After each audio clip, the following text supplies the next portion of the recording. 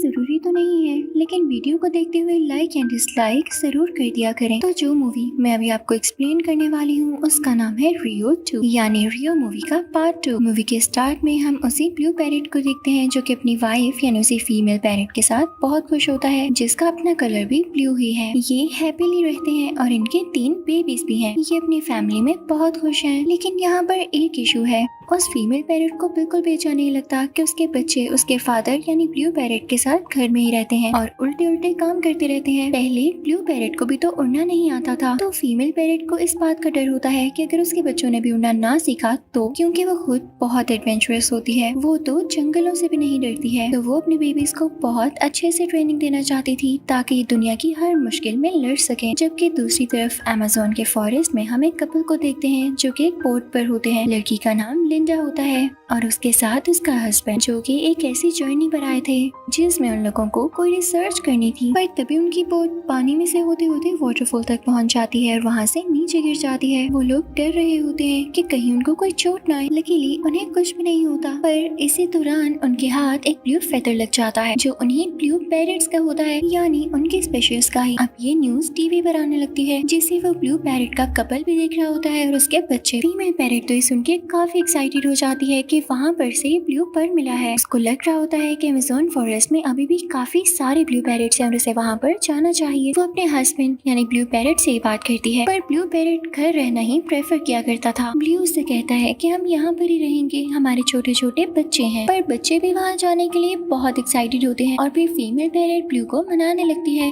और उसे ब्रेव होने का कहती है। ब्लू अपनी वाइफ यानी फीमेल पैरेट से कहने लगता है कि मैंने अभी रिसेंटली ही तो उड़ना सीखा है, मैं अमेज़न के जंगलों में कैसे उड़ सकता हूँ, मैं जल्द थक जाऊंगा। पर अब तो उसके बच्चे भी उसे फोर्स करने लगते हैं, तो वो अपने लिए कोई ऐसे पहनने वाले पर्ल लाता है जिसमें जीपीएस लगा होता है ताकि उसकी लोकेशन ट्रेस हो सके। अब उधर ही अमेज़न के जंगलात में हम कुछ लकड़हारों का ग्रुप देखते हैं। वो लोग कारपेंट्री करते थे, तो इसके लिए जाहिर सी बात है वो जंगल से लकड़ियाँ भी काटते होंगे। और लिंडा और उसका हस्बैंड यहाँ पे जिस रिसर्च के लिए आए थे वो ये था कि लकड़ियाँ किस रेशो से खत्म हो रही हैं और उनको काटने वाला कौन है। तो अब इन लकड़हारों का ये पर्पस था कि यहाँ से लिंडा और उसके हस्बैंड को भगा दिया जाए, क्योंकि अगर वो लोग यहाँ पर आ गए, रिसर्च कर ली और लकड़हारों को लकड़ियाँ काटते हुए देख लिया तो ये सारे लकड़हारे तो पक्के फंसेंगे। अब दूसरी तरफ हम उसे व्हाइट पैरेट को देखते हैं जिसने पहले भी ब्लू को और उसके साथियों को मारने की कोशिश की होती है। उसकी एज भी काफी ज्यादा होती है और अब तो वो उड़ भी नहीं सकता था, पर उसने अपने 2 साथी रखे हुए थे। एक लंबी सी ट्रंक वाला एनिमल था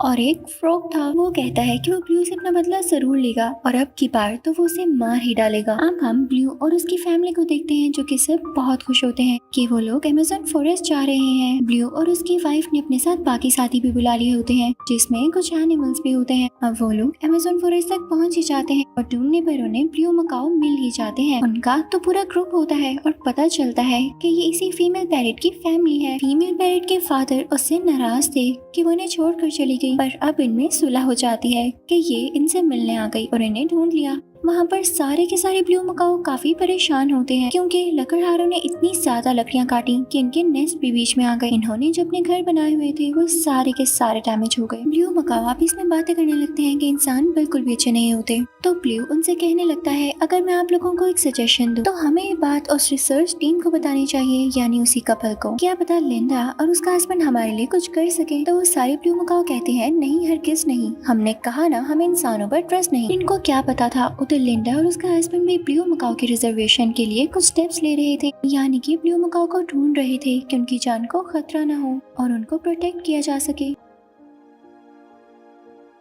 पर एक दिन जब लिंडा और उसका हस्बैंड ब्लू मकाओ पैरेट्स को ढूंढ रहे होते हैं तो लकड़हारे उन्हें आकर पकड़ लेते हैं। अब उधर हम ब्लू को देखते हैं, वो सब ब्लू मकाओ जंगल में होते हैं और अपने अपने लिए फ्रूट्स तोड़ रहे होते हैं। उन्हें काफी तरीका होता है क्योंकि ये शुरू से इसी जंगल में तो रहे हैं, जबकि ब्लू से कुछ भी ठीक से और प्रोफेशनली नहीं हो पा रहा होता क्योंकि वो शुरू से ही किसी का पेट चो रहा था। अब ब्लू अपनी वाइफ यानी उसी फीमेल ब्लू पैरेट से कहता है मैं तुम्हारे लिए अखरोट लेकर आता हूँ। जैसे ही वो अखरोट के दरख्त के पास जाता है तो वो शाख नीचे लटक जाती है। ब्लू ऐसे एरिया में पहुंच जाता है जो उसके ओपोनेंट्स का था, यानी रेड पैरेट्स। वो ब्लू मकाओ पैरेट्स को बिल्कुल भी पसंद नहीं करते थे। वो रेड पैरेट्स बहुत डेंजरस होते हैं। अब वो ब्लू मकाओ से कहने लगते हैं कि एक मैच रखते हैं और कॉल्स करना स्टार्ट कर देते हैं। लेकिन जब ब्लू पैरेट गोल करने वाला होता है तो वो गलती से दूसरी टीम का गोल करवा देता है, जिस पर उसे बहुत बुरा लगता है और रिग्रेट भी होता रहता है। अब वो अपनी फैमिली के पास आता है, उनसे माफी मांगता है और उनको बताता है कि वाकई मैं आप लोगों के साथ आगे बढ़ना चाहता हूँ। मैंने आप लोगों की स्किल्स को देखा है।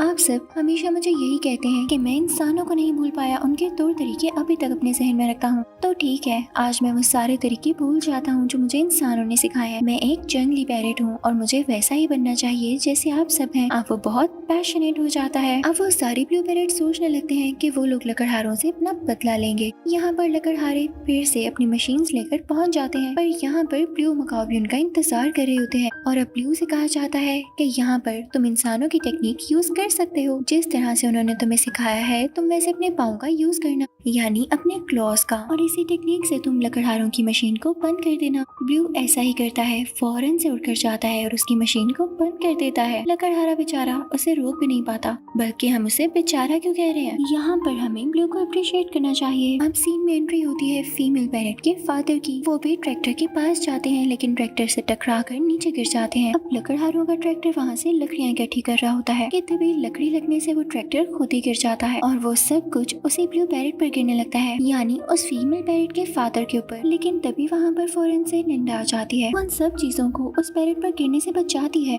और लिंडा का हस्बैंड आकर उस पैरेट को उठाकर उड़ा देता है। तभी वहाँ पर आ जाता है लकड़हारों का हेड। वो सब दरख्तों के साथ डायनामाइट बांध देता है ताकि दरख्त एक्सप्लोड होकर उड़ जाए और फिर वो उनको काट कर लकड़ियाँ अपने साथ लेकर जा सके। पर तभी यहाँ पर ब्लू आ जाता है और अपनी चून से रस्सियों को खोलकर डायनामाइट्स को दूर फेंक देता है, जिसकी वजह से हेड को बहुत गुस्सा आता है। लेकिन तभी वहाँ पर वही क्रीपी व्हाइट पैरेट आ जाता है। वो यहाँ पर ब्लू से बदला लेने आया था, यानी अब ब्लू मकाओ फैमिली के दो दुश्मन थे, एक वो सारे लकड़हारे और एक ये व्हाइट पैरेट। वो व्हाइट पैरेट जैसे आया था उसने हेड को धक्का दे दिया था, जिसकी वजह से लकड़हारों का हेड नीचे गिर जाता है, क्योंकि वो व्हाइट पैरेट चाहता था कि वो खुद ब्लू को मारे। और अब व्हाइट पैरेट एक स्नेक को छोड़ देता है जो कि सीधा उसी हेड की तरफ जा रहा होता है और वो खुद चल पड़ता है ब्लू को मारने के लिए। अब वो व्हाइट पैरेट ब्लू को पकड़ लेता है। यहाँ पर उस पॉइजनस फ्रॉग का ये काम था कि वो इन पर जहर छोड़ेगी, तो वो एनिमल की बॉडी से एक कांटा निकालती है और उस पर अपना जहर लगाकर उनकी तरफ फेंकती है ताकि ये ब्लू पैरेट को लगे और वो मर जाए। पर गलती से उसका एंगल चेंज हो जाता है और वो कांटा सीधा उसी व्हाइट पैरेट को जाकर लगता है। लेकिन ये क्या, उस पर तो जहर का कोई असर ही नहीं होता। या असल बात आप ये कह लें कि उस पिंक फ्रॉग में कोई जहर नहीं था। जब फ्रॉग को पता चलता है कि भाई अब उसकी तो इंसल्ट होने वाली है,